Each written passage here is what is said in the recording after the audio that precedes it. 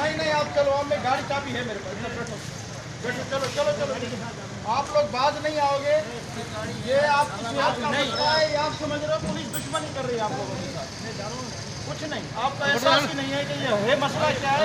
हम लोग आप लोग नहीं प्यारे उनके सॉरी ना है ना, ताकि एहसास ही ना है ना बाबा, तो पांच जो कौन था एहसास को सब्जी बैठे ना, कब बना सब्जी का नहीं जाना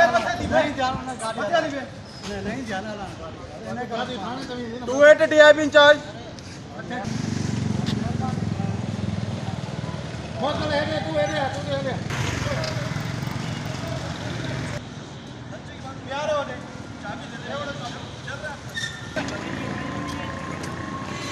माण्हू मुड़न ई कोन था।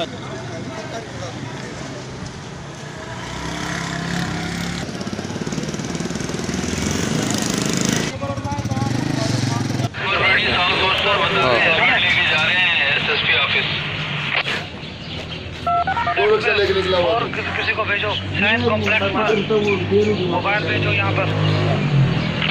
वेट करो, ये तमाम स्टेशन वेट हो, ये तमाम बाबर साहबान नोट कर लें। एसपी साहब सदर की तरफ से मैसेज है, एसपी साहब अभी बाबर साहबान को चेक करेंगे, इलाके में मौजूद है। ये तो जो भी अफसरान की तरफ से हिदायत मिलेगी इसमें अमल दरामद कराएं। ये अभी